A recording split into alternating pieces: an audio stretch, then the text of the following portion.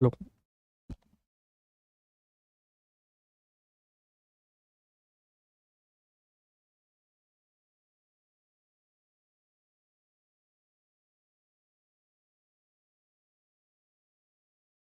हम्म,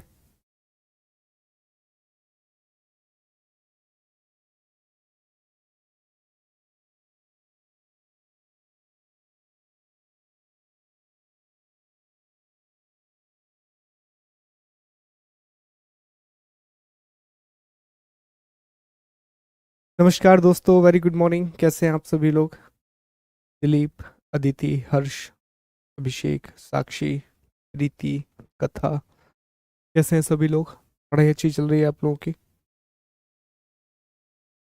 कोई बात नहीं, आज अपलोड हो जाएगा। आप ही लोगों ने तो कहा था कि सर यहीं लिखेंगे साथ में। मैंने कहा ठीक है, जैसी आपकी मर्जी। Very good morning, very good morning. मैं बहुत बढ़िया हूँ। तबीयत ठीक है, बिल्कुल बढ़िया है। यार हमारे यहाँ ना सर्दी नहीं है ज़्यादा। हमारे यहाँ कोहरा वगैरह बहुत ज़्यादा है, ठीक है, बट ठंड ऐसा सच नहीं है। बहुत जो ठंड होती है वैसी कोई ठंड नहीं है।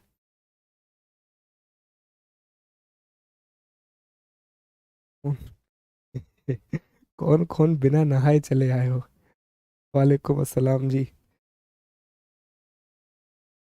मैं बहुत अच्छा हूँ अनुज, थैंक यू। क्या मैंने लिख लिया, बहुत बढ़िया किया आपने। चलिए। एमसीक्यू का मैंने टीम से बोल दिया है यार, और उसी दिन बोल दिया था। मैं चेक करता हूँ अब तक क्या अपडेट है। उसी दिन बोल दिया था हमने। ठीक। चलिए आगे बढ़ते हैं। तो देखें, कल की क्लास में हमने मैसूर के बारे में पढ़ना शुरू किया था। कुछ ही बातें मैसूर के बारे में बची हुई हैं, हम वो कंप्लीट करेंगे। और फिर हम आंग्ल मराठा युद्ध की चर्चा करेंगे, एंग्लो मराठा वॉर को हम डिस्कस करेंगे। ठीक है। तो कल हमने ये जाना कि मैसूर के बारे में सबसे पहले हमने पृष्ठभूमि पढ़ी, जिसमें हम समझ पाए कि मैसूर एक समय पर विजयनगर साम्राज्य का हिस्सा था। बाद में बैटल ऑफ तलीकोटा हुआ, जिसमें विजयनगर की हार हुई। यदुराव वोडेयार के द्वारा मैसूर में स्वतंत्र शासन की स्थापना की गई। आगे जाकर के जबकि कृष्णराज वोडेयार का शासन मैसूर में चल रहा था, तो शक्ति दो भाइयों के हाथ में थी, नंदराज और देवराज। अंततः हैदर अली, जिसे डिंडीगुल का फौजदार बनाया गया था, उसने नंदराज और देवराज की हत्या करके मैसूर पर शासन की स्थापना कर ली। फिर हमने हैदर अली के बारे में पढ़ा था कि हैदर अली एक बहुत ही, कह सकते हैं, योग्य व्यक्ति था। एक अच्छा सैनिक तो था ही था, पर उसके साथ एक अच्छा योग्य व्यक्ति भी था। उसने बहुत सारे रिफॉर्म किए और मैसूर को एक शक्तिशाली राज्य बना दिया। जैसे किसानों को ऋण देना, ठीक है, ये भी एक रिफॉर्म था।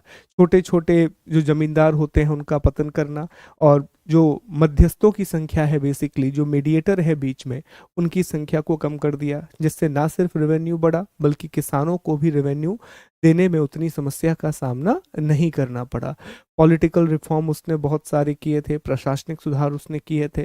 धार्मिक नीति, सहिष्णुता की नीति को अपनाया, चामुंडेश्वरी देवी के मंदिर में दान दिया था। ठीक है। तो ये सब हमने देखा। अब हैदर अली की इन्हीं नीतियों का परिणाम क्या हुआ? आंग्ल फ्रांसीसी युद्ध।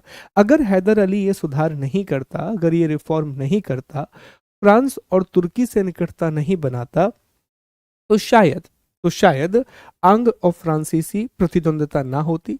अंग्रेज भी मैसूर को हैदराबाद की तरह अपना एक राज्य बना करके, या अपने अंडर में एक राज्य बना करके रख लेते। फिर इसके बाद टीपू सुल्तान के बारे में हम पढ़ रहे थे, और बहुत सी बातें हमने टीपू के बारे में पढ़ ली थी। क्या क्या पढ़ी थी?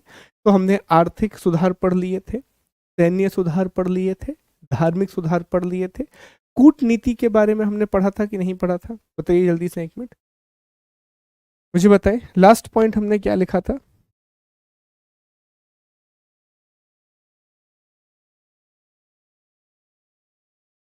ओके ओके, मैं एक बार समझा दूंगा, नो प्रॉब्लम।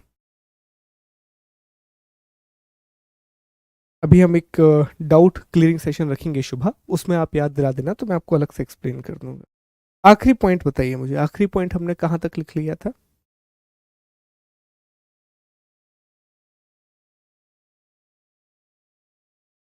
नहीं, मुझे ये तो बताएं, आखिरी हमने कहाँ से लिखना है, या फिर ये बता दो। कुछ भी बता दो कि सर यहाँ तक हो गया है, यहाँ से हमें शुरू करना है।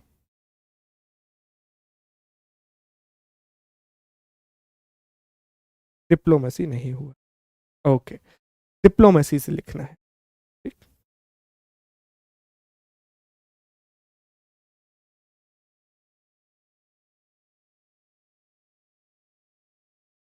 चलो पहले कूटनीति के बारे में समझते हैं। ठीक है, ध्यान देना, पहले समझते हैं फिर बाद में लिखेंगे। देख गए तो टीपू सुल्तान ने टीपू सुल्तान ने जो कूटनीति अपनाई या जो डिप्लोमेसी अपनाई, वो अपने पिता हैदर अली की तरह अंग्रेजों के विरुद्ध थी। ठीक है, तो हैदर अली आप जान रहे हैं कि हैदर अली ने ज्यादा तवज्जो किसको दिया था? फ्रांस को दिया था। और जैसा आप जानते हैं कि फ्रांस और ब्रिटेन कभी भी एक दूसरे के दोस्त नहीं रहे हैं, कम से कम उस समय तो नहीं, राइवल ही रहे हैं, अनटिल एंड अनलेस जब तक वर्ल्ड वॉर शुरू नहीं हो जाते। तो टीपू सुल्तान ने भी अंग्रेजों के विरुद्ध कूटनीति अपनाई। अब इसने बेहतर संबंध किससे स्थापित किए? तो ये तुर्की से बेहतर संबंध स्थापित कर रहा है। ठीक है, ये फ्रांस से बेहतर संबंध स्थापित कर रहा है, और ये अफगानिस्तान से बेहतर संबंध स्थापित कर रहा है।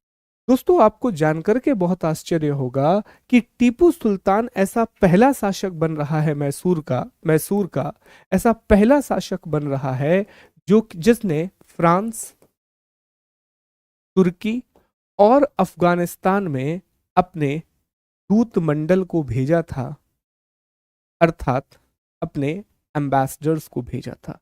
पहला व्यक्ति है, किसी ने यह काम नहीं किया। मैसूर ये भेज रहा है, प्रॉपर एक दूत मंडल भेजा जा रहा है जिसमें बहुत सारे लोगों का काफिला है। वो लोग जा रहे हैं, वहां के शासक से भेंट कर रहे हैं, टीपू सुल्तान का मैसेज दे रहे हैं। ये प्रॉपर काम टीपू सुल्तान ने किया। दूसरा, जो टीपू सुल्तान है ये फ्रांस के बहुत निकट था। ठीक है, क्यों था? क्योंकि फ्रांसीसी भारत में सब कुछ हार चुके थे। अब उन्हें टीपू सुल्तान और हैदर अली के रूप में भारत में एक उम्मीद दिख रही थी कि अगर ये दोनों जीत गए तो हमारी दोबारा वापसी हो जाएगी, अन्यथा उन्होंने तो सब कुछ गवा ही दिया है। याद आ रहा होगा बैटल ऑफ वांडी वॉश। तो वांडी वॉश के युद्ध के तहत वो भारत में ऑलमोस्ट सब कुछ हार चुके हैं। उनके पास छोटी छोटी बची कुची कुछ व्यापारिक कोठियां हैं, उसके अलावा कुछ भी नहीं है। तो फ्रांस भी पूरा समर्थन कर रहे हैं टीपू सुल्तान को, जैसे उन्होंने हैदर अली को किया था कि अगर ये व्यक्ति जीतता है तो फिर हमें इसका बहुत फायदा मिलेगा। क्लियर? तो फ्रांस से अब इसी समय क्या हुआ है कि फ्रांस में एक क्रांति हो गई है जिसे फ्रेंच रेवोल्यूशन कहा जाता है। ठीक है, राजा वगैरह को हटा दिया है लोगों ने, वहां पर लिबर्टी की बात हो रही है कि हमें लिबर्टी देना चाहिए, फ्रेटर्निटी की बात हो रही है। ठीक है, ये सारी चीजें हो रही हैं। तो फ्रांस ने एक बात कही टीपू सुल्तान को कि आप अपने यहां पर एक ट्री ऑफ लिबर्टी लगाओ। तो 1794 में श्री रंगपट्टनम में टीपू सुल्तान ने एक ट्री ऑफ लिबर्टी लगाया, और वह जैकोबिन क्लब का मेंबर भी बन गया। अब ये दोनों चीजें क्या है समझ लेते हैं पहले इन चीजों को। देखो, ध्यान दो। देखिए, ट्री ऑफ लिबर्टी ऐसा नहीं होता कि आप नर्सरी में जाएंगे और नर्सरी वाले से कहेंगे कि हेलो भैया हमें एक स्वतंत्रता का पेड़ दे दो। नहीं, पेड़ सामान्य ही था, बस उसे नाम दिया गया कि ये स्वतंत्रता का वृक्ष है, this is the tree of liberty. और ये प्रभावित कहां से था? ये प्रभावित था फ्रांस की क्रांति से। देखिए, जब फ्रांस में क्रांति खत्म हुई तो वहां पर ऐसी सरकार बनी जिसमें जैकोबिन एक ग्रुप था, वहां पर उनका बड़ा योगदान था। तो कहा जाता है कि टीपू सुल्तान ने भी इस जैकोबिन क्लब की सदस्यता ली थी, और वो चाहता था कि हमारे फ्रांस से बहुत अच्छे संबंध बने रहें। तो ये टीपू सुल्तान की कूटनीति है। दुख की बात यह है कि टीपू सुल्तान ने जो सोचा था वो हुआ नहीं। टीपू सुल्तान को ये लग रहा था कि या जब भी हमारे यहाँ पर कोई समस्या होगी तो ये सब हमारी मदद करेंगे, दे ऑल विल हेल्प। पर यह भी नहीं हुआ। जब टीपू को जरूरत पड़ी तो वो अपने आंतरिक मामलों में ही इतने उलझे थे कि ना तुर्की की सेना आई, ना अफगानिस्तान से सेना आई, और ना ही सेना आई फ्रांस से। तो ये बड़ा एक सेटबैक रहा। और इसी बात में टीपू का क्रिटिसिज्म भी होता है कि टीपू को ध्यान देना चाहिए था, जितना ध्यान उसने विदेशी संबंधों पर दिया उसे उतना ही ध्यान मराठा निजाम पर भी देना चाहिए था, क्योंकि मराठा और निजाम उसके पड़ोसी हैं। और वो जानता था कि अगर मराठा और निजाम का साथ टीपू को मिल जाता तो शायद चीजें बहुत अलग होती, ब्रिटिशर हार जाते। तो वो इन दोनों से संधि नहीं कर सका। इन दोनों से संधि अंग्रेजों ने की, और अंग्रेजों ने चूंकि इन दोनों से संधि कर ली तो अंग्रेज बहुत शक्तिशाली हो गए, और तीसरा और चौथा आंग्ल मैसूर युद्ध अंग्रेज ही जीते। पहले और दूसरे में कह सकते हैं हम कि मैसूर का पलड़ा भारी रहा, लेकिन तीसरा और चौथा जो युद्ध है वो निश्चित तौर पर अंग्रेज जीतेंगे। उसका कारण रहेगा कि मैसूर को आंतरिक शक्तियों का समर्थन नहीं मिलेगा, इंटरनल पावर का जो समर्थन है वो नहीं मिलेगा। चलिए, तो अब हम कूटनीति के बारे में लिखेंगे। लिखें, कूटनीति के बारे में लिखें। समझ में आ गया? क्लियर है?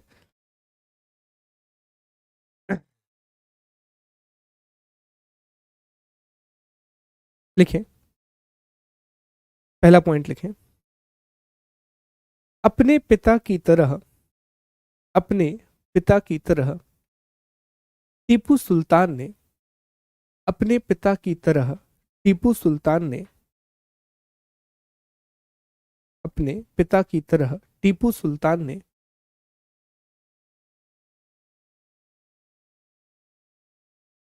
अपने पिता की तरह टीपू सुल्तान ने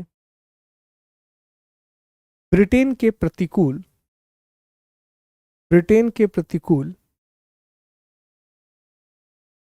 कूटनीति अपनाई, ब्रिटेन के प्रतिकूल कूटनीति अपनाई,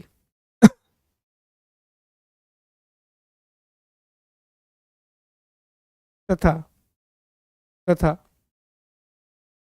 फ्रांस, तुर्की व अफगानिस्तान से, फ्रांस, तुर्की व अफगानिस्तान से बेहतर संबंध स्थापित करने का प्रयास किया, बेहतर संबंध स्थापित करने का प्रयास किया।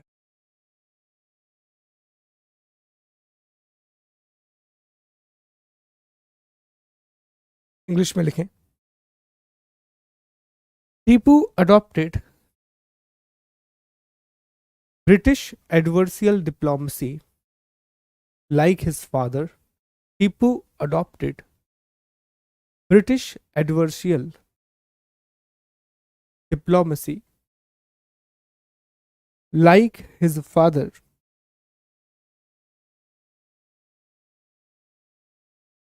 like his father, and established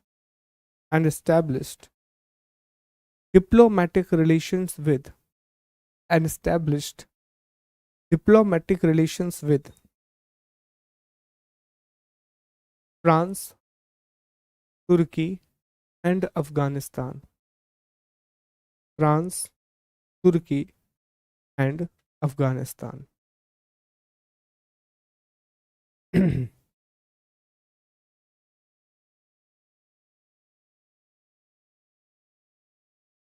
second point लिखिए। वह मैसूर का पहला शासक था, वह मैसूर का पहला शासक था जिसने, वह मैसूर का पहला शासक था जिसने फ्रांस, अफगानिस्तान तथा तुर्की में दूतमंडल भेजा, दूतमंडल भेजा।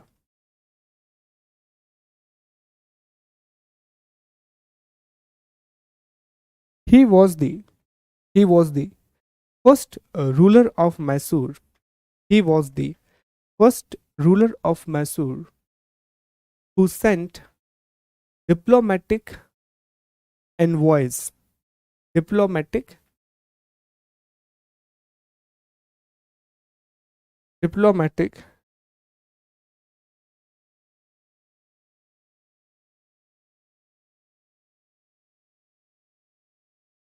envoys to France, Turkey and Afghanistan.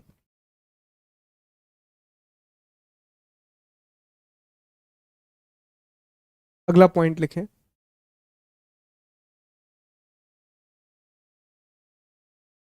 वह वह फ्रांसीसी मूल्यों तथा संस्कृति से अत्यधिक प्रभावित था। वह फ्रांसीसी मूल्यों तथा वह फ्रांसीसी मूल्यों तथा वह फ्रांसीसी मूल्यों तथा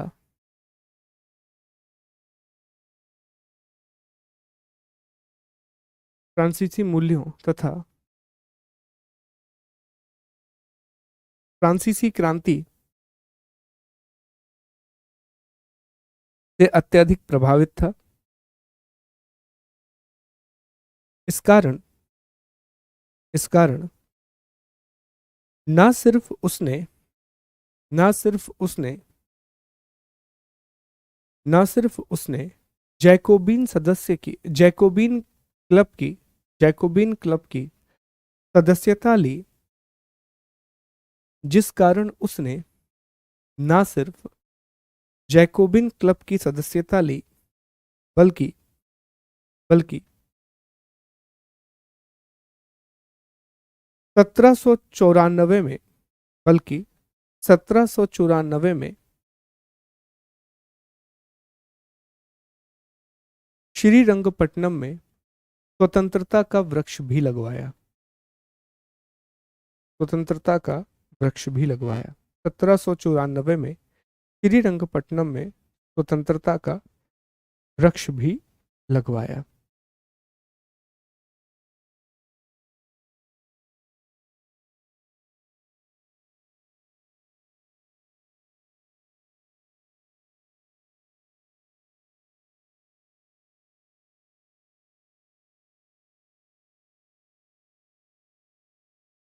चलिए अब एक पॉइंट लिखिए, चौथा हो गया, पांचवा पॉइंट लिखिए।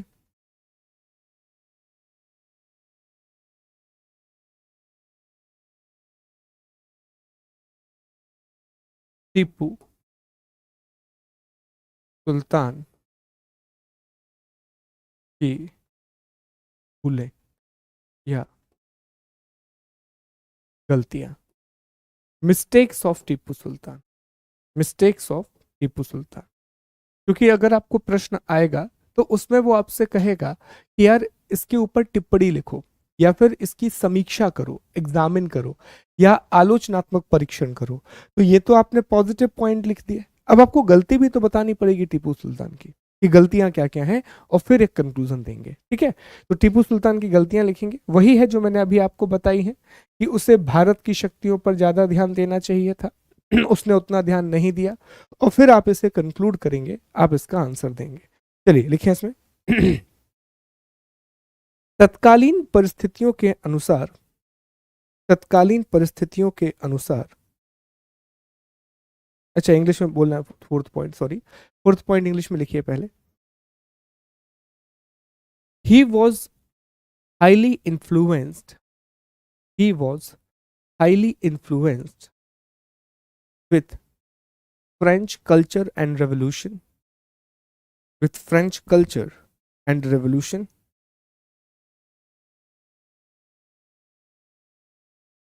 He was highly influenced with French culture and revolution. Thus, he not only joined Jacobin Club, he not only joined Jacobin Club, but also, but also planted, but also planted, but also planted tree of liberty, tree of liberty at Srirangapatnam, at Srirangapatnam in 1794, in 1794। Value कर लीजिए, कोई दिक्कत नहीं है। अरे कैसे बात कर रहे हैं, एकता तो हमेशा साथ है। ठीक है, क्लियर है।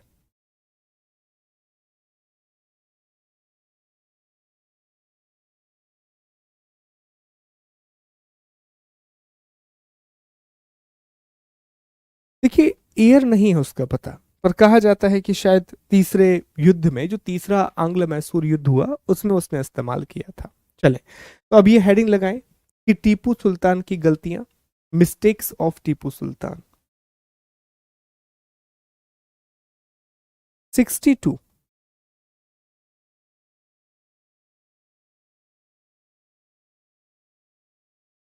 Okay okay okay Neha. लेकिन अगर टीपू इंजन पावर पर ध्यान देता तो भी इस साथ ही होता, क्योंकि इधर नहीं।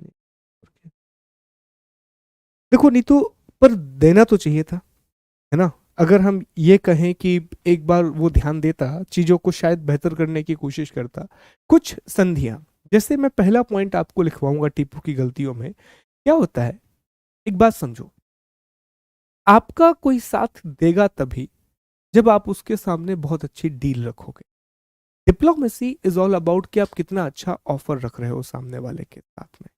अगर आपने कोई चीज अच्छी ऑफर की है तो निश्चित तौर पे वो आपका अलाय बनेगा। अगर आपकी ऑफर अच्छी नहीं है तो वो आपका अलाय नहीं बनेगा। यहीं पर इंपॉर्टेंट होता है कि हमारे देश में या किसी भी देश के डिप्लोमेट कैसे हैं। जिस देश के पास अच्छे डिप्लोमेट होते हैं वो अच्छी संधियां कर लेते हैं, वो अच्छी ट्रीटीज कर लेते हैं। अंग्रेज इस चीज में बहुत आगे थे। उन्होंने मराठा और निजाम पर एक प्रकार से अपना नियंत्रण बना के रखा। उन वो ऐसी डील लेकर के जाते थे मराठा और निजाम के पास कि उन्हें हाँ कहना पड़ता था। जैसे मैं आपको उदाहरण देता हूं, लॉर्ड कॉर्नवालिस जब तीसरे आंग्ल मैसूर युद्ध में आएगा तो वो निजाम और मराठा दोनों के पास गया, और आपको पता है उसने क्या डील दी। उसने ये डील दी कि जो कुछ भी हमें मिलेगा, जो कुछ भी, उसे हम 3 बराबर भागों में बांटेंगे। अब ये बहुत बड़ी डील होती है, मराठा के लिए भी निजाम के लिए भी। ठीक है, लेकिन लॉर्ड कॉर्नवालिस ने वो पूरा नहीं किया। याद कीजिए रॉबर्ट क्लाइव को। रॉबर्ट क्लाइव ने क्या कमिट किया था, एक सफेद कागज था और एक लाल कागज था।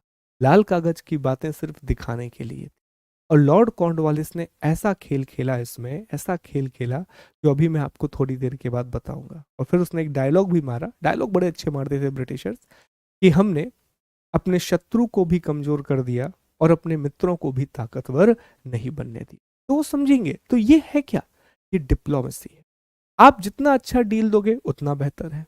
हैदर अली भी कोई अच्छी डील लेकर के जाता, या फिर टीपू कोई अच्छी डील लेकर के जाता, तो शायद ये दोनों उसके हाथ में आ जाते। ठीक है, पर वो डीलिंग बड़ी इंपॉर्टेंट।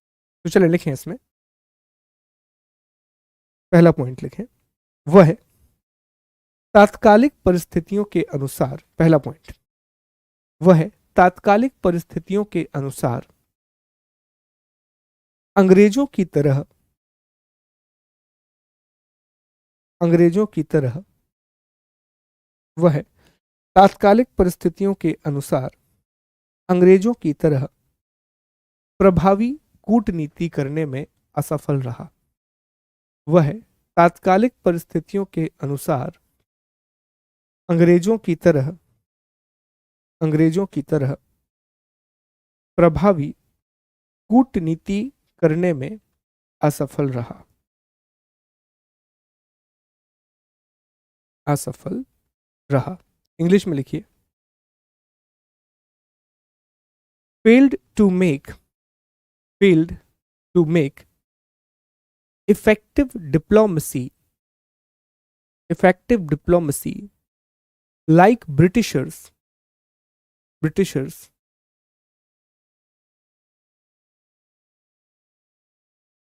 Britishers, ठीक है, fail to make effective diplomacy like Britishers in that circumstances, in that circumstances। अगला पॉइंट लिखें,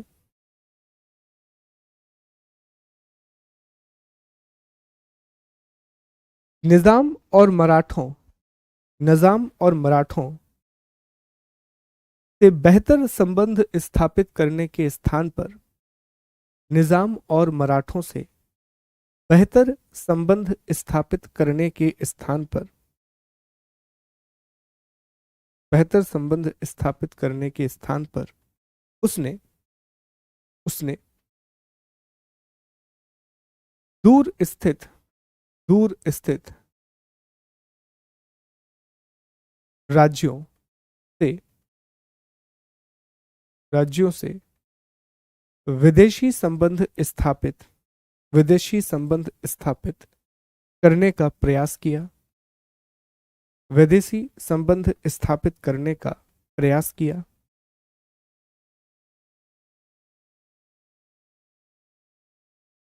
परिणाम स्वरूप परिणाम स्वरूप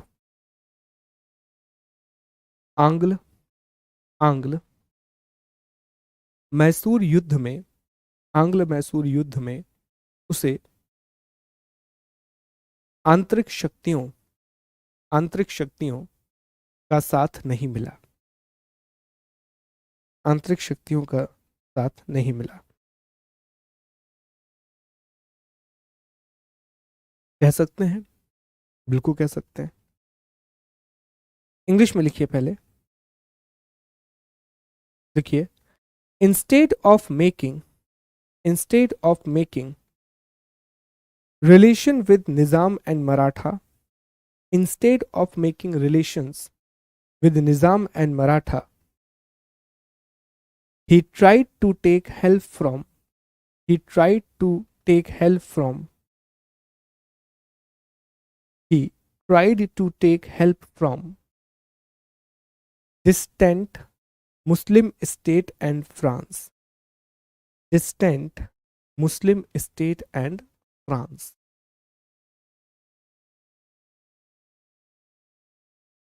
resulting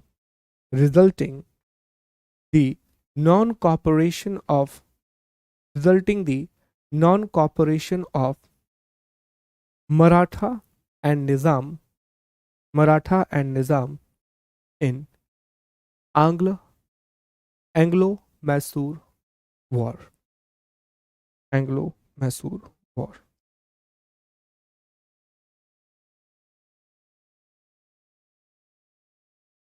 ये भी एक कारण है मनीष बिल्कुल सही है देखो ये सारे कारण हैं सबसे बड़ी बात पता है क्या होती है हमारी थिंकिंग हमारी सोच हर चीज आपकी सोच से चलती है जितना बिग जितना बड़ा आप सोच पाओगे तो हम जो है ना हम बहुत छोटी बातों के बारे में सोच रहे थे ये क्षेत्र मिल जाए वो क्षेत्र मिल जाए हम राजा बन जाए वो राजा बन जाए और ब्रिटिशर्स के दिमाग में क्लियर हो गया था जब उन्होंने कर्नाटक का युद्ध जीता और मैं कहूंगा कि जिस दिन फ्रांस ने कर्नाटक के नवाब को सेंट थॉमे के युद्ध में हराया उस दिन से ब्रिटेन के दिमाग में क्लियर हो गया था कि हम भारत में विस्तारवाद की नीति को अपनाएंगे भारत को अमेरिका की तरह अपनी कॉलोनी बनाएंगे और यहां से जितना प्रॉफिट होगा वो लेकर के जाए उसने उस युद्ध ने बता दिया था कि भारत के आंतरिक राज्य बेहद कमजोर है वो दिखने में आपको सख्त लग रहे हैं पर वो बेहद कमजोर हैं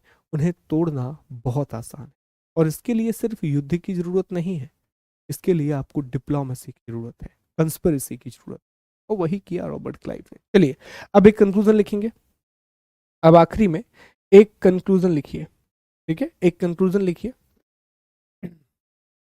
इस तरह से लिखें कंक्लूजन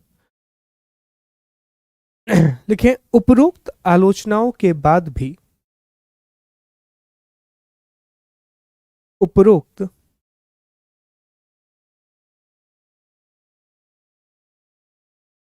आलोचनाओं के बाद भी क्या हो गया आलोक आपको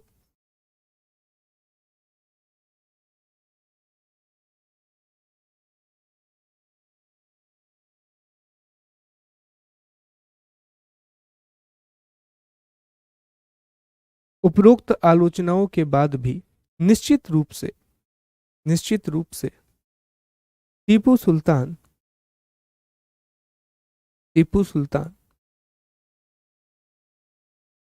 दक्षिण भारत के इतिहास में दक्षिण भारत के इतिहास में एक आकर्षक व्यक्तित्व था।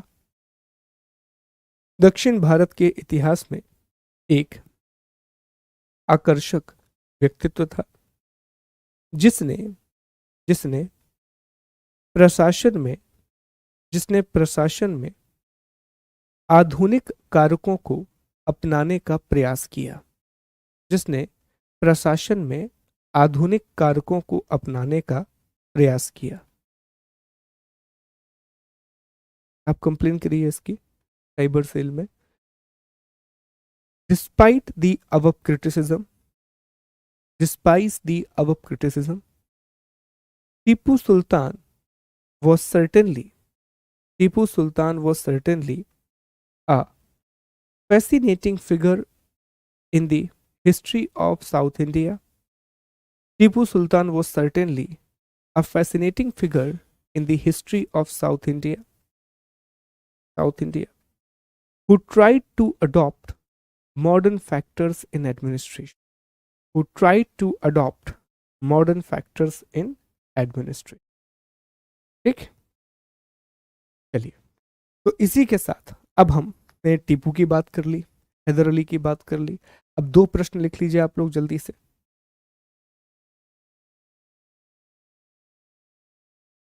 लिखें, पहला प्रश्न लिखें।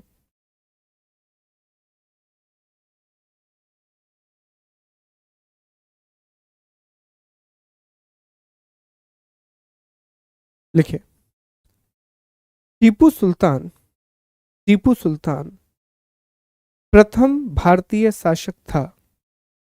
टीपू सुल्तान, पहला प्रश्न लिखिए, टीपू सुल्तान प्रथम भारतीय शासक था जिसने जिसने पाश्चात्य परंपराओं को भारतीय प्रजा पर लागू करने का प्रयास किया। इस कथन को समझाइए। टीपू सुल्तान प्रथम भारतीय शासक था जिसने पाश्चात्य परंपराओं को भारतीय प्रजा पर लागू करने का प्रयास किया। इस कथन को समझाइए। परेशान मत हो, एक बार जाके आप कंप्लेन करोगे बहुत इजीली चीजें ठीक हो जाएंगी।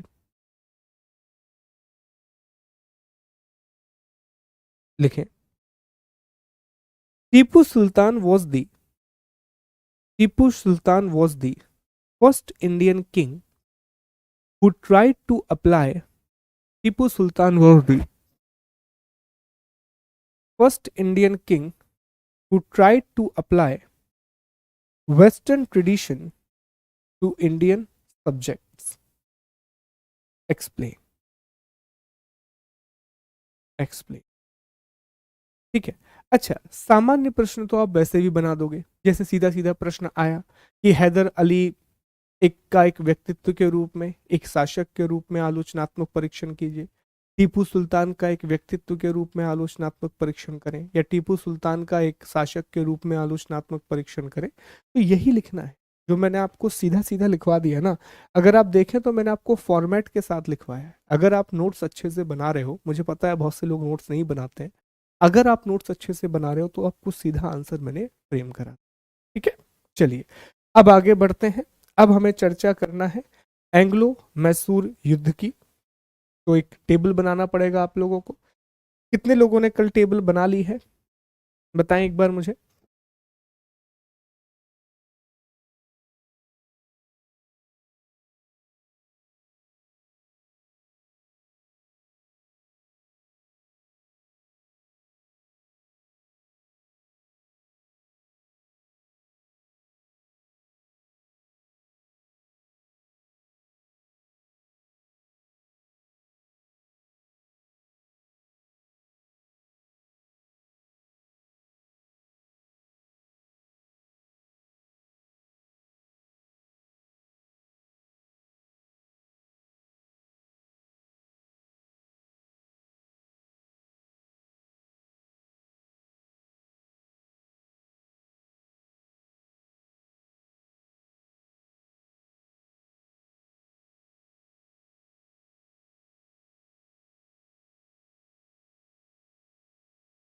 नहीं बनाई है, चलिए,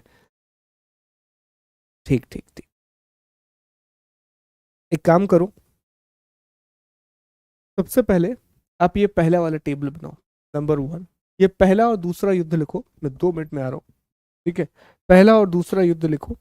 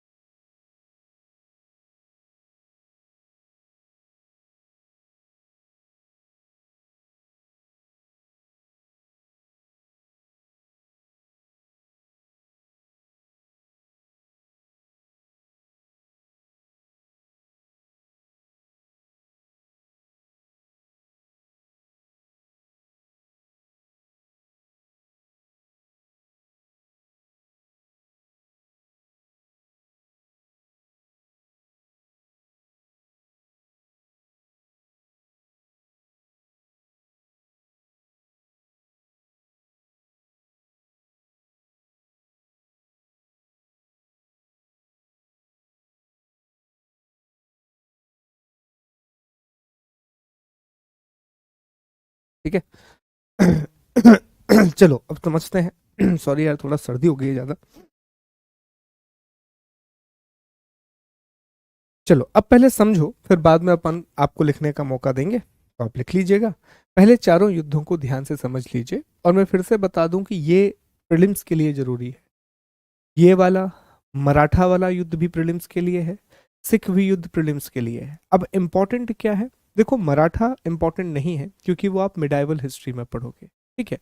इम्पोर्टेंट आपके लिए सिख साम्राज्य हो, क्योंकि सिख साम्राज्य में हम महाराजा रणजीत सिंह से सवाल की उम्मीद कर सकते हैं कि महाराजा रणजीत सिंह की जो नीतियां थी उनसे सवाल बन सकते। एंग्लो सिख वॉर से सवाल नहीं बनेगा, पर महाराजा रणजीत सिंह की नीतियों से सवाल निश्चित तौर पर बन सकता है। हाँ, अवध जरूर थोड़ा सा बड़ा है, क्योंकि अवध जो है वो पूरी तरह से मॉडर्न हिस्ट्री में आता है। तो अवध में पहले हमें अवध के नवाबों का अध्ययन करना होता है, और फिर किस तरह अवध को कैप्चर किया उस बात का अध्ययन करना होता है। तो मैसूर में जैसा हम जान रहे हैं कि अंग्रेज और मैसूर के बीच में 4 युद्ध लड़े गए, जिन्हें 4 एंग्लो मैसूर वॉर के नाम से जाना जाता है, जिन्हें 4 आंग्ल मैसूर युद्ध के नाम से जाना जाता है। ध्यान से बस समझ लीजिए, ज्यादा इसमें डिटेल में नहीं जाना है। जो पहला युद्ध था वो 1767, 1767 और 1769 में लड़ा गया। अब युद्ध की शुरुआत अगर आप देखें तो 67 में हो रही है। 1767 में युद्ध की शुरुआत हो रही है। ये वो समय है जब अंग्रेज बेदरा के युद्ध के द्वारा डचों को पराजित कर चुके हैं, वॉन्डिवॉश के युद्ध के द्वारा फ्रांसीसी शक्ति को पराजित कर चुके हैं, प्लासी और बक्सर के युद्ध के द्वारा बंगाल पर अपना अधिकार स्थापित कर चुके हैं। तो क्या हम ये कह सकते हैं कि अंग्रेजों की स्थिति इस समय तक आते आते बहुत बेहतर हो चुकी है? इस समय तक आते आते जो कंडीशंस ऑफ ब्रिटिशर्स हैं वो काफी बेहतर हो चुकी, हम कह सकते हैं। उनके पास इकोनॉमिक पावर भी है क्योंकि उन्होंने बंगाल पर अधिकार कर लिया है, उत्तरी सरकार की जमींदारी उन्हें मिल गई है और उनका व्यापार अच्छा चल ही रहा है। तो इस समय मैसूर का शासक हैदर अली था। अंग्रेजों की ओर से कौन लड़ा इसकी जानकारी नहीं है, अलग अलग किताबों में अलग अलग बातें हैं, तो उससे बेहतर है कि यहाँ पर ना लिखा जाए। इस युद्ध में हैदर अली की जीत हुई और अंग्रेज और हैदर अली के बीच में मद्रास की संधि हस्ताक्षरित की गई। हर संधि में एक बात दोहराई जाएगी, वो ये कि आगे से हम एक दूसरे पर आक्रमण नहीं करेंगे और एक दूसरे की मदद करेंगे, और हर बार इसी संधि का उल्लंघन होगा जिसकी वजह से अगला युद्ध होगा। इसका कारण क्या था? तो अंग्रेजों की साम्राज्यवाद नीति और हैदर अली की ब्रिटिश विरोधी नीति। तो दोनों चीजें आप जान रहे हैं। Britishers were very clear specially after the Bengal कि अब वो पूरे भारत में अपने साम्राज्य का विस्तार करना चाहते हैं, वो पूरे इंडिया में अपनी पावर को एक्सपेंड करना चाहते हैं। वहीं हैदर अली के बारे में हमने पढ़ा कि हैदर अली बहुत सारे सुधार कर रहा है, हैदर अली बहुत सारे रिफॉर्म कर रहा है। और दूसरी बात, हैदर अली ने जो नीतियां अपनाई थी, विशेष तौर पर हैदर अली की कूटनीति, वो ब्रिटेन के बिल्कुल प्रतिकूल थी, वो ब्रिटेन के लिए बिल्कुल एडवर्स थी। तो लिखिए, पहला आंग्ल मैसूर युद्ध जब ये हो जाए, ये हिंदी में है और ये इंग्लिश में है। पॉज कर लीजिए 1 मिनट वीडियो को इंग्लिश मीडियम वाले दोस्त और लिख लीजिए, ठीक है? और जब हो जाए तो मुझे बता दें कि सर हमने पहला युद्ध लिख लिया है, फर्स्ट वॉर हमने लिख लिया है, ठीक? फिर हम दूसरे युद्ध को समझेंगे।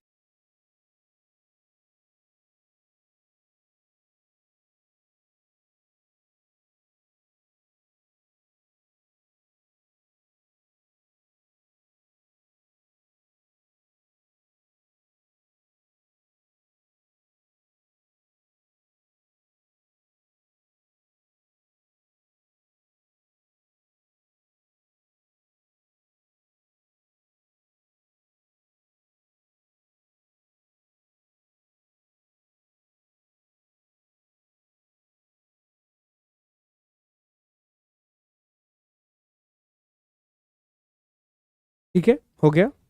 चलिए आगे बढ़ते हैं। अब देखिए अगला युद्ध समझिए। दूसरा युद्ध जो है वो 1780 और 84 के बीच में हुआ, 1780 और 1784 के बीच में हुआ। बहुत अंतर है, लगभग आप देखें तो 10 साल का अंतर ऑलमोस्ट है। अब इसका कारण क्या रहा? तो दूसरे युद्ध का जो कारण रहा वो मद्रास की संधि का उल्लंघन। अब जैसा मैंने आपसे कहा कि मद्रास की संधि में एक शर्त हमेशा रहती थी कि एक दूसरे पर हमला नहीं करेंगे, लेकिन अगर हम पर कोई दूसरा व्यक्ति अटैक करेगा तो आप हमारी सहायता करोगे। तो मैसूर पर इस समय एक अटैक हुआ और निजाम की एक टुकड़ी ने अटैक कर दिया और मैसूर ने अंग्रेजों से कहा कि देखिए, मद्रास की संधि के तहत हमें आपकी मदद चाहिए, आप हमारी मदद कर दीजिए। उन्होंने वो मदद करने से मना कर दिया। दूसरी बात, अंग्रेजों ने क्या किया, माहे बंदरगाह पर हमला कर दिया, और जो माहे है वो हैदर अली के क्षेत्र में आता था, अर्थात मैसूर के क्षेत्र में आता था। और माहे आप जान रहे हैं कि फ्रांस की एक बस्ती है, तो फ्रांसीसियों से हैदर अली के अच्छे संबंध हैं। तो ये बात भी हो गई। और इसी समय पर अमेरिकन रेवोल्यूशन हुआ, अमेरिकी क्रांति हुई। तो अमेरिकी क्रांति होने की वजह से जो अंग्रेज हैं वो और ज्यादा डर गए कि ऐसा ना हो कि जैसे अमेरिका निकल गया है वैसे ही भारत भी हमारे हाथ से निकल जाए।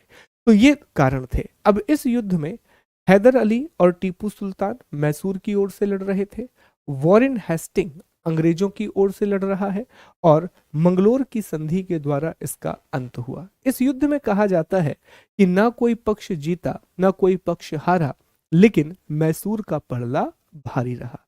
जो मैसूर है उसका पक्ष कंपैरेटिवली ज्यादा स्ट्रांग रहा इस युद्ध में।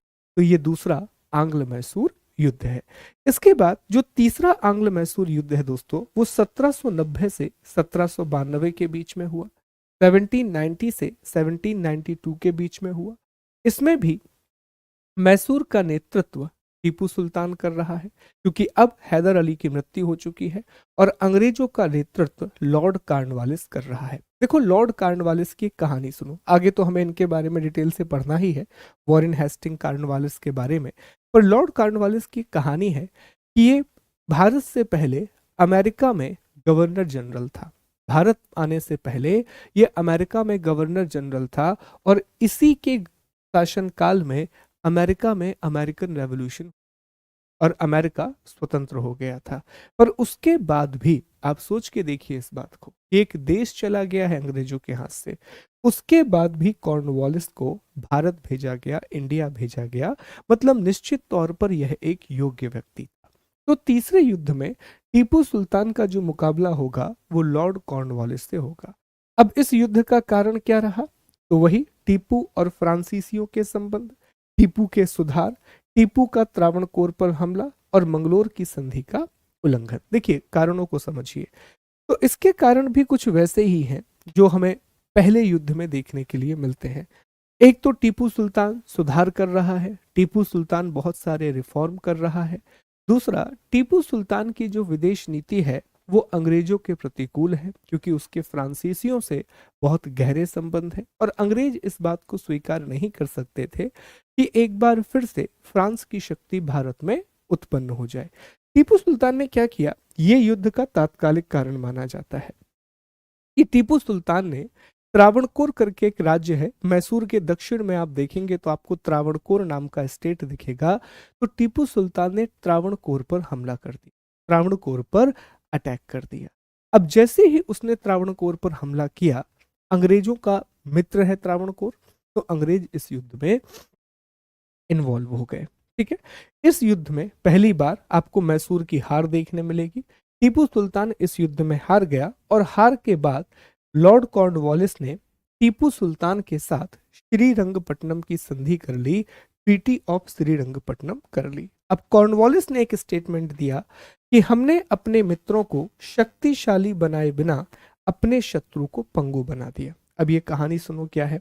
देखो, ये स्टोरी कुछ इस तरह से है दोस्तों कि जो तीसरा आंग्ल मैसूर युद्ध है, तो एक्चुअल में ये आखिरी आंग्ल मैसूर युद्ध होना चाहिए। ऐसा इसलिए कि लॉर्ड कॉर्नवालिस ने बहुत बुरी तरह से टीपू सुल्तान को इसमें हरा दिया, और टीपू सुल्तान ऑलमोस्ट फिनिश हो गया। अब अगर लॉर्ड कॉर्नवालिस चाहता तो मैसूर राज्य पर पूरा अधिकार कर लेता, टीपू को जेल भेज देता या पेंशन देके कहीं पर भेज देता, बात खत्म हो जाती। लेकिन लॉर्ड कॉर्नवालिस ने ऐसा नहीं किया। उसने सिर्फ आधा मैसूर राज्य लिया, आधा मैसूर का राज्य टीपू सुल्तान के लिए छोड़। तो उससे पूछा कॉर्नवालिस से उसके साथियों ने कि सर, आप ऐसा क्यों कर रहे हैं? हमारे पास मौका है, पूरा राज्य आते आओ, टीपू सुल्तान को जेल में डालो या मार डालो, खत्म करो, बंगाल की तरह मैसूर भी हमारे अधिकार में आ गया। तो कॉर्नवालिस ने कहा, इसीलिए बेटा तुम सैनिक हो और हम गवर्नर हैं। उसने कहा कि देखो, इस युद्ध से पहले हमने मराठा और निजाम से संधि की है, और मराठा और निजाम को हमने ये प्रॉमिस किया है कि जो भी हम जीतेंगे उसके 3 बराबर हिस्से होंगे। अब अगर मैंने पूरे मैसूर पर अधिकार कर लिया तो एक हिस्सा तो मेरे पास रहेगा, लेकिन उतना ही हिस्सा मुझे मराठों को भी देना पड़ेगा और उतना ही हिस्सा मुझे मैसूर को देना पड़ेगा।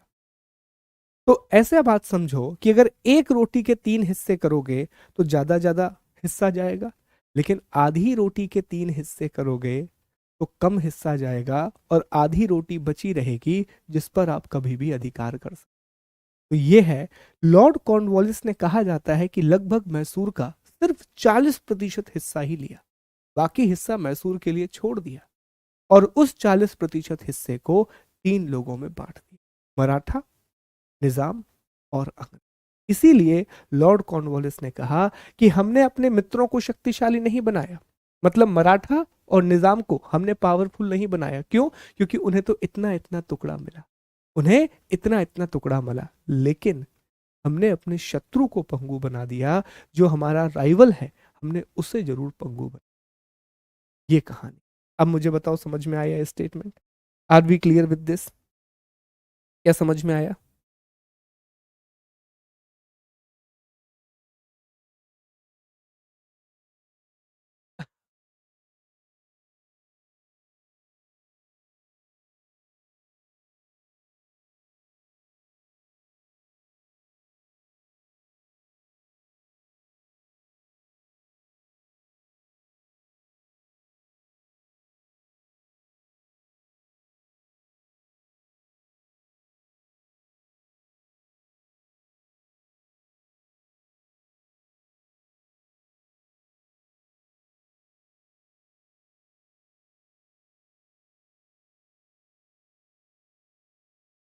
क्लियर? ठीक है, देख रहे हो माइंड गेम, ये होता है माइंड गेम। ठीक, अब आगे बढ़ो। अब हम चौथे और आखिरी देखो, चौथा युद्ध वैसे भी कहा जाता है कि ये महज एक औपचारिकता थी, क्योंकि टीपू सुल्तान की शक्तियां बिल्कुल कम हो चुकी हैं। अब ना तो उसे फ्रांस का समर्थन मिल रहा है, ना तुर्की का समर्थन मिल रहा है, तो महज एक औपचारिकता थी। तो चौथा युद्ध जो कि 1799 में होगा, और आप सोचिए कि इसी साल खत्म भी हो जाएगा।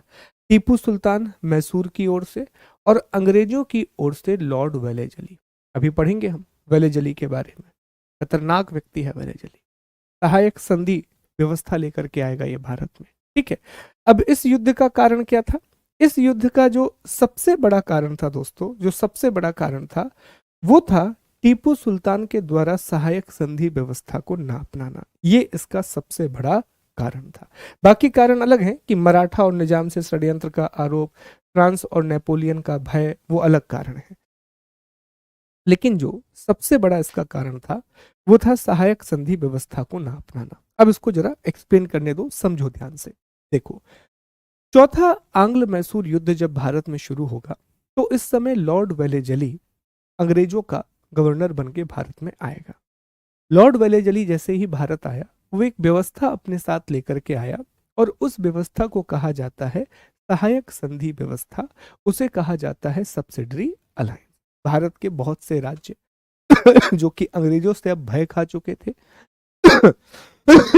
तो अधिकांश राज्यों ने, मैक्सिमम स्टेट ने सहायक संधि व्यवस्था पर हस्ताक्षर किए, जो सब्सिडरी अलायंस है उस पर हस्ताक्षर किए। अब मैसूर के पास भी यह प्रस्ताव गया कि देखो, आप सहायक संधि व्यवस्था पर हस्ताक्षर करो, आप सब्सिडरी अलायंस पर हस्ताक्षर करो।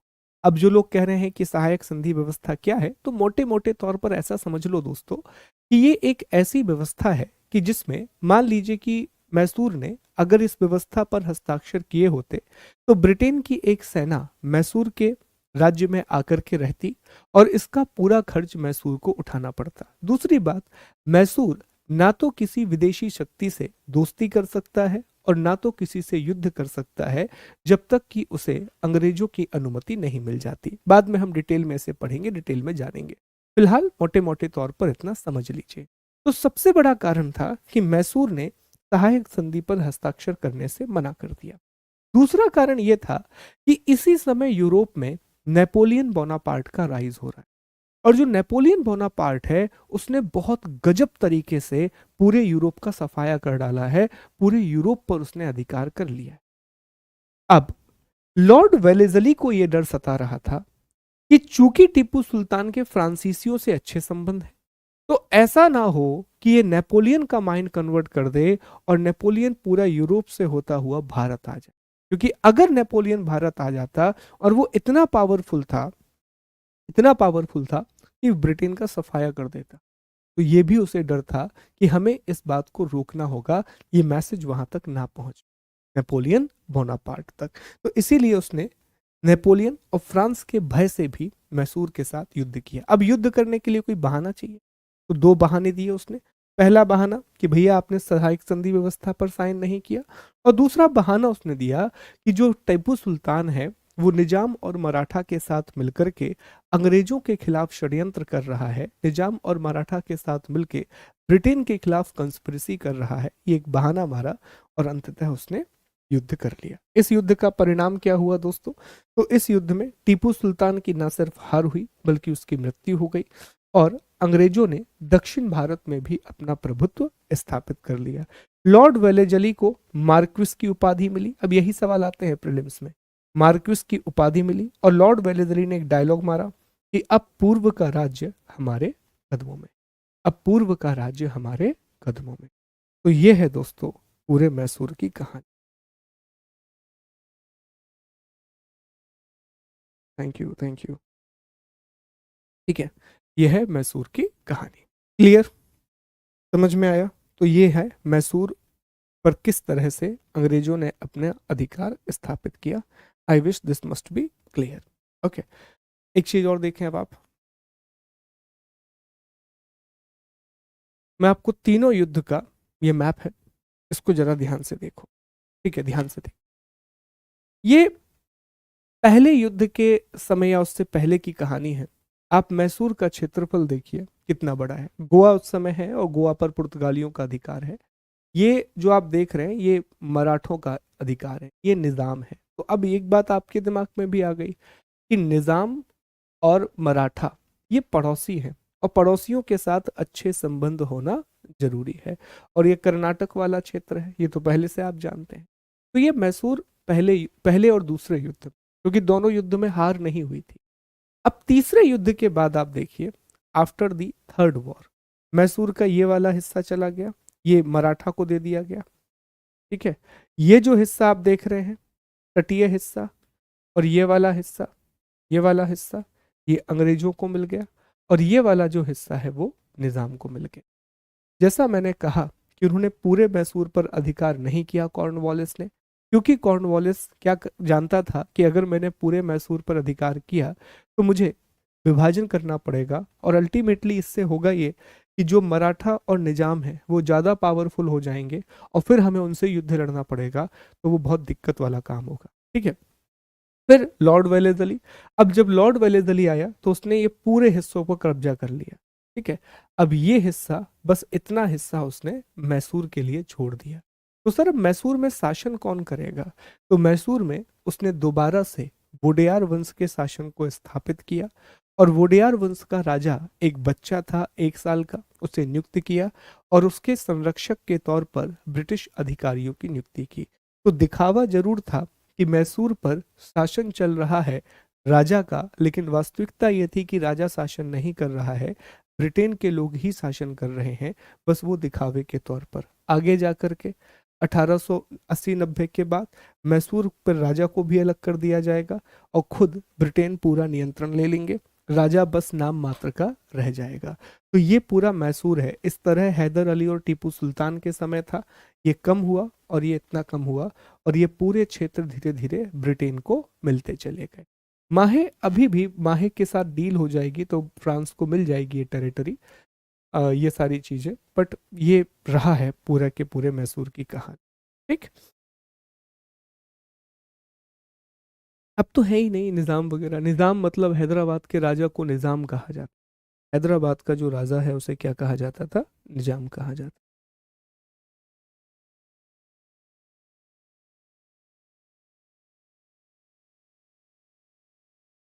ठीक है, देखिए वोडेयार, जैसा मैंने आपसे कहा था कि जब हैदर अली ने मैसूर पर आक्रमण किया था तो उसने वहां के राजा को मारा नहीं था, वहां के राजा को एक छोटी सी जगह पर ले जाके रख दिया था, एक छोटा सा महल था।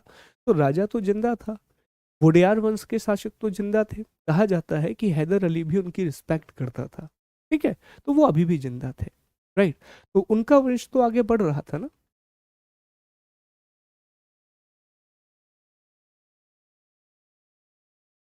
हाँ, पर आपको ये देखने मिलेगा, नहीं तो इतिहास में आपको ये देखने मिलेगा कि 1 साल 6 महीने 2 साल के बच्चे को राजा बनाया जा रहा है। अब देखिए सांकेतिक राजा है। अगर आप याद करें फिल्म बाहुबली, याद है आपको बाहुबली फिल्म? तो बाहुबली फिल्म में वो जो अम्मा रहती हैं, अम्मा, हाँ अम्मा ही बोलते हैं शायद उनको। तो जो अम्मा रहती हैं बाहुबली फिल्म में, तो वो क्या करती हैं? वो एक बच्चे को उठाती हैं, अ, महेंद्र बाहुबली आई गेस, और वो ऐसा करके उसको राजा बना देती हैं। तो क्या वो शासन कर पाता? क्या बाहुबली बचपन से ही बाहुबली बन गया था? नहीं। शासन तो अम्मा ही करती ना, पर उन्होंने राजा किसको बना दिया, बाहुबली को बना दिया, पर शासन तो अल्टीमेटली अम्मा को ही करना था। ठीक। हाँ, राजमाता शिवगामी देवी, राइट राइट राइट, राजमाता शिवगामी देवी ये रहती हैं। ठीक है, तो यही कहानी यहाँ पर भी है। चलो अगली हेडिंग लगाएंगे दोस्तों आप लोग, मराठा। हेडिंग लगा दीजिए अगली।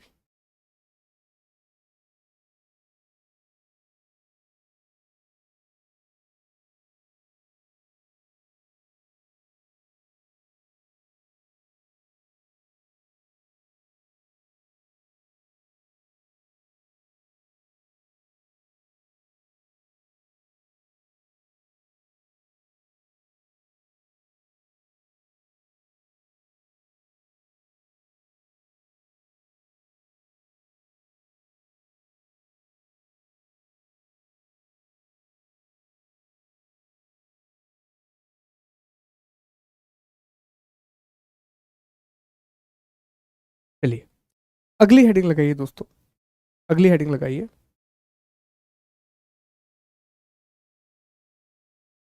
ये कौन सा हेडिंग होगा, देखो चौथा, ये चौथा हेडिंग होगा, आंग्ल मराठा युद्ध, एंग्लो मराठा वॉर। बहुत छोटा है, मतलब आज ही की क्लास में खत्म हो जाएगा, इतना छोटा है दोस्तों। तो इसमें पृष्ठभूमि, बैकग्राउंड, और फिर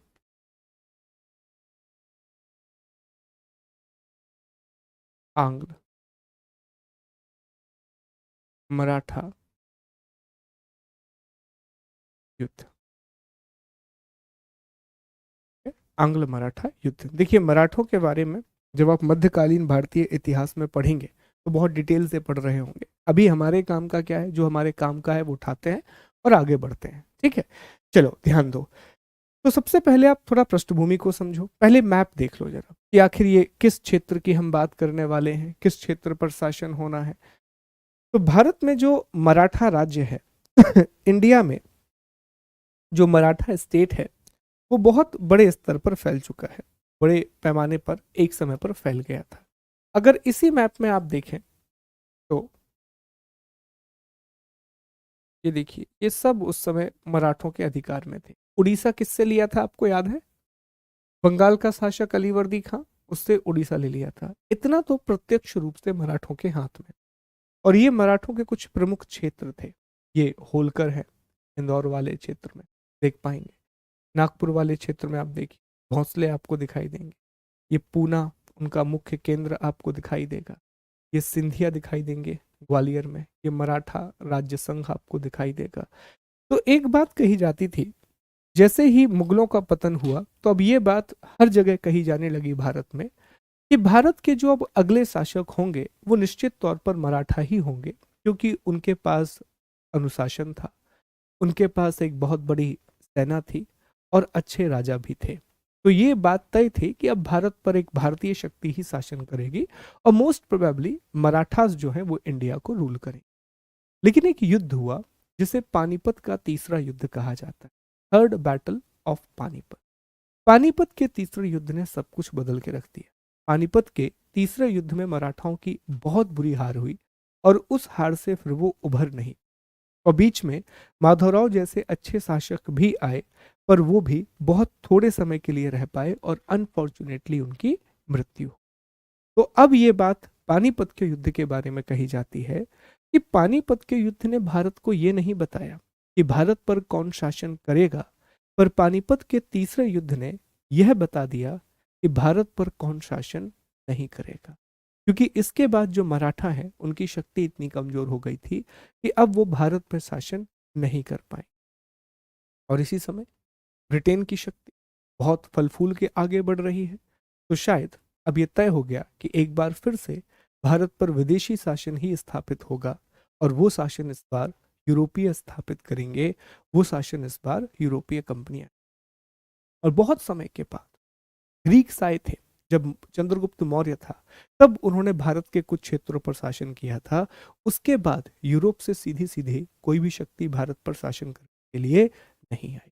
ठीक, तो ये मराठाओं का मैप है, ये देखने मिलेगा। अब एक छोटा सा डायग्राम आप बैकग्राउंड के रूप में बना लीजिए, which is very very much important. ठीक है, ये बनाना है आपको मेरे साथ में। ये आपको बैकग्राउंड के रूप में समझना है, बस इतना ही समझना है, क्योंकि ये सब आप पढ़ोगे मेडाइवल हिस्ट्री, सब कुछ। ठीक, तो मैं बस आपको एक बेसिक आइडिया दे दूं ताकि इन नामों का जिक्र जब मैं करूं तो वो आपको याद रहे। देखो, जो मराठा शक्ति है उसमें दो प्रकार का शासन देखने के लिए मिलता है। जो मराठा पावर है उसमें दो प्रकार का शासन हमें देखने मिला है। मराठाओं का जो शुरुआती दौर रहा है उसमें छत्रपति अर्थात राजा ने शासन किया है, और दूसरा जो फेज रहा है मराठा पावर का उसमें मराठा पर पेशवाओं ने शासन किया है। पेशवा एक प्रकार से प्रधानमंत्री होता था। अब कैसे हुई शुरुआत, आइए इसको समझते हैं। तो मराठा शक्ति के संस्थापक शिवाजी महाराज को कहा जाता है, और शिवाजी महाराज पहले व्यक्ति हैं जो कि छत्रपति की उपाधि धारण करेंगे। तो अभी आप देखिए पूरी शक्तियां किसके पास है, राजा के पास है। पूरी जो पावर है वो किंग के पास है। छत्रपति शिवाजी महाराज के बाद जो अगले राजा हैं वो संभाजी बनेंगे। वो कौन बनेंगे, संभाजी बनेंगे। संभाजी के बाद अगले राजा शिवाजी द्वितीय बनेंगे, और शिवाजी द्वितीय छोटे हैं, इस कारण से राजा राम और ताराबाई शासन चला रहे होंगे। फिर शाहू, शाहू इस समय तक औरंगजेब की कैद में है। 1707 में औरंगजेब की मौत होगी, शाहू महाराज को छोड़ दिया जाएगा और वो दोबारा वापस आएंगे। लेकिन जब शाहू अगले छत्रपति बनेंगे तो इसी समय से पेशवाओं का उदय हो जाएगा। मतलब जो शक्ति है अब वो छत्रपति के हाथ में नहीं रहेगी, शक्ति किसको मिल जाएगी, पेशवा को मिल जाएगी, और पेशवा बहुत पावरफुल हो जाएंगे। और ऐसे पहले पेशवा बनेंगे बालाजी विश्व। अब यहां से शाहू महाराज के समय से शक्ति किसको मिल जाएगी, पेशवाओं को मिल जाएगी, और बालाजी विश्वनाथ पहले शक्तिशाली पेशवा बनेंगे। बालाजी विश्वनाथ के बाद बाजीराव प्रथम, बाजीराव मस्तानी फिल्म देखे होंगे आप। ठीक है, फिर आएंगे बालाजी बाजीराव जिन्हें नाना साहेब कहा जाता है। फिर माधव राव बहुत ही शक्तिशाली नारायण राव, माधव राव नारायण राव द्वितीय, और आखिरी में बाजीराव द्वितीय। बाजीराव द्वितीय के शासनकाल में दो आंग्ल मराठा युद्ध होंगे, दो आंग्ल मराठा युद्ध होंगे। तो इसको एक बार आप बना लीजिए, मैं थोड़ा सा समय आपको दे रहा हूं। इससे बस मैंने आपको ये बताने का प्रयास किया है कि मराठा में दो प्रकार की, दो प्रकार, देखो अभी बेटा थोड़ा सा आप लोग समझें कि इस चीज को मैं क्या ही लिखवाऊं, है ना। ये एक डायग्राम है जो मैं बना करके लाया हूं आप ही के लिए। अब इसमें मैं क्या आपको डिक्टेट कराऊंगा, ये तो सीधी सीधी सी बात है। तो जो मैं कह रहा हूं कि जहां महत्वपूर्ण है वहां मैं आपको लिखवा रहा हूं, और जहां मुझे पता है कि यहां से किस तरह के सवाल आएंगे वहां मैं आपको इस तरह से लिखवा रहा हूं। तो थोड़ा सा आप समझें कि इतिहास एक बहुत बड़ा विषय है ना। तो दोनों को कॉपरेट करना पड़ता है, तभी जाकर के विषय आगे बढ़ेगा, अन्यथा तो हमारा सिलेबस पूरा नहीं हो पाएगा। ठीक, चलिए इसको बना लीजिए। मैं आपको 2 मिनट का समय दे रहा हूँ, थोड़ा खांसी भी हो रही है, तो जब तक आप इसे लिख लीजिए। पृष्ठभूमि है, ये बैकग्राउंड है।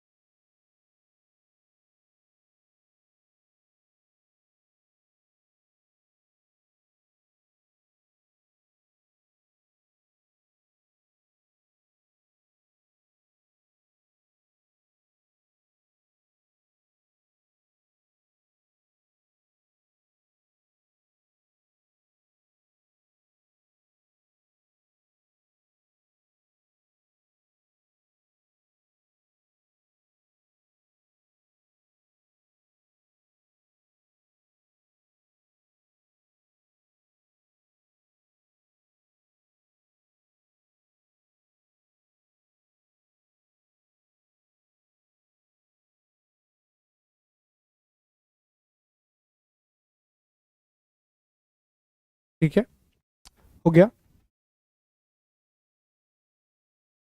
बन गया, वेरी गुड।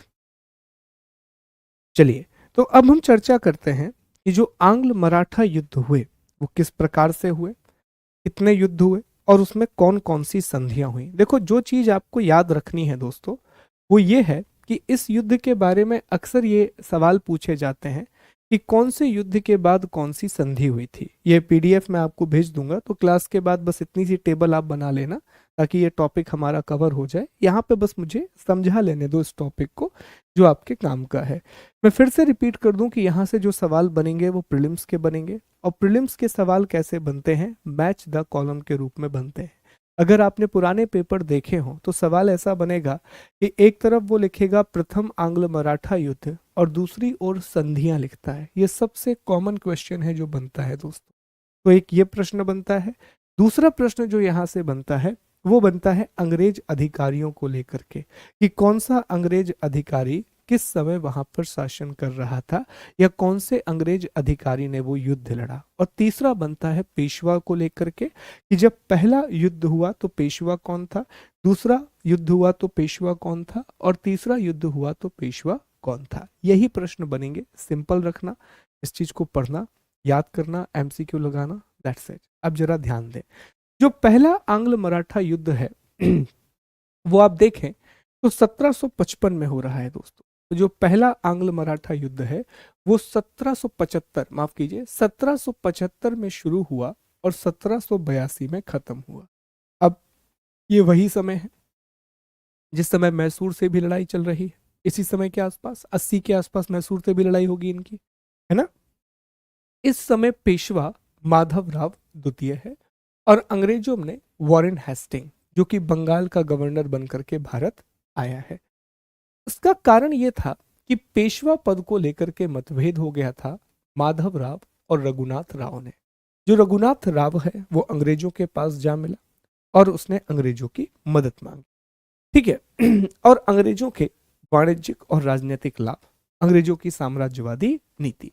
अब ये अंत कैसे हुआ, तो 1782 में सालबाई की संधि के द्वारा ये अंत हुआ, और सालबाई की संधि वॉरेन हेस्टिंग और नाना फडणवीस के बीच में हुई थी।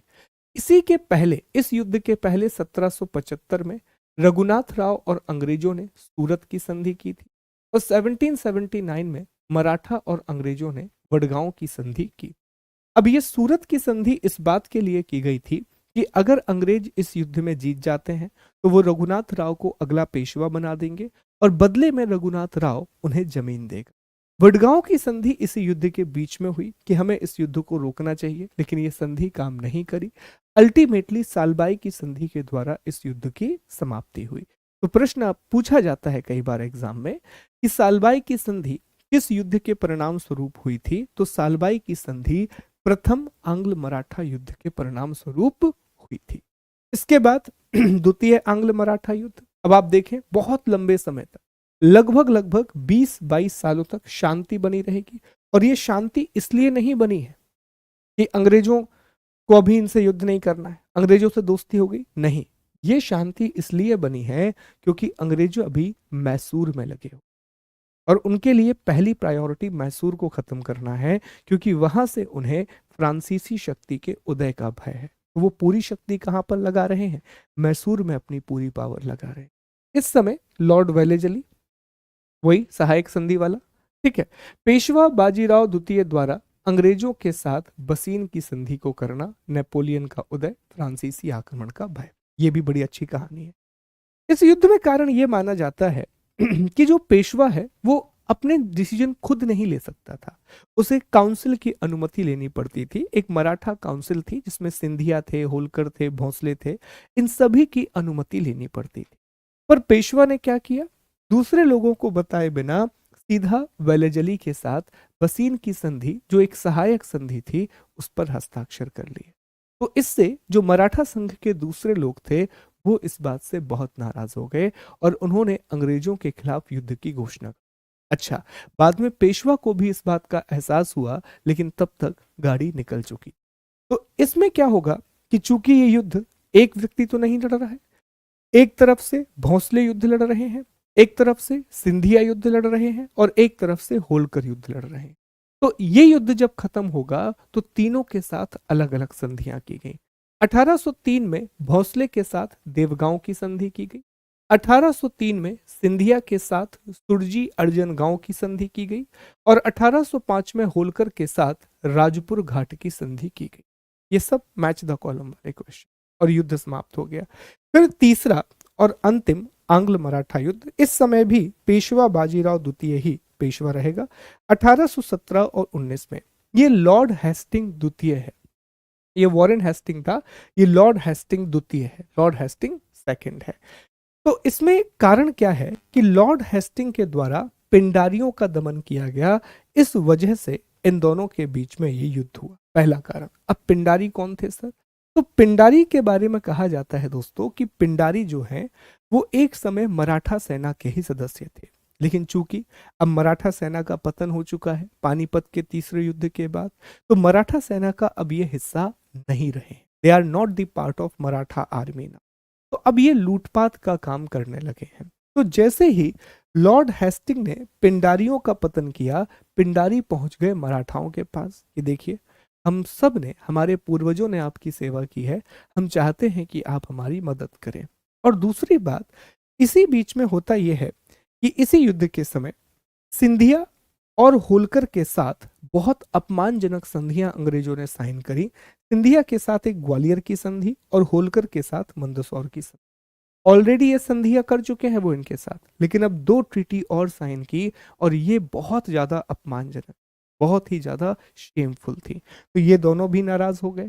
तो पिंडारी भी साथ में, सिंधिया भी साथ में, होलकर भी साथ में। तो बस परिणाम ये हुआ कि पेशवा बाजीराव द्वितीय को कीरकी के युद्ध में पराजित करके अंग्रेजों ने पुणे पर अधिकार कर लिया, भोंसले को सीताबर्डी और होलकर को महिदपुर में पराजित किया, और इस तरह मराठा संघ का विघटन हो गया और भारत में मराठा शक्ति समाप्त हो गई।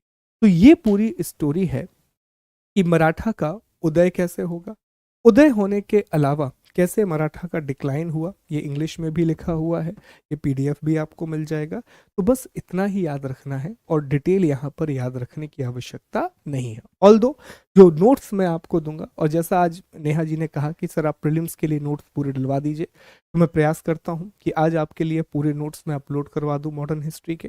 पूरा नोट्स एक साथ अपलोड हो जाएगा, तो फिर उसमें आप चीज़ों को देख सकते हैं।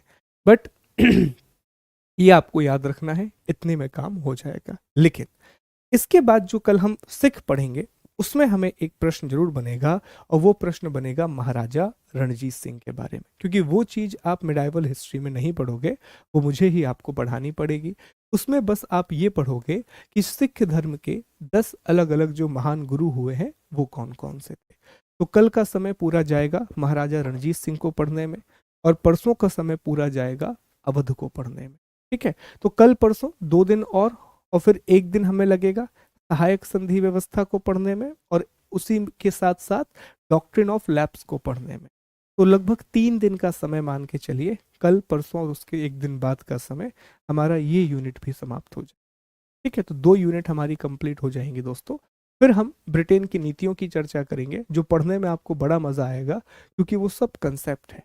ठीक है, ब्रिटेन की इकोनॉमिक पॉलिसी, एडमिनिस्ट्रेटिव पॉलिसी, ये सारी चीज़ों को हम पढ़ेंगे। ठीक, थैंक यू सो मच। तो आपसे मुलाकात होगी, अपना ख्याल रखिए, take care, god bless you, जय हिंद, जय भारत।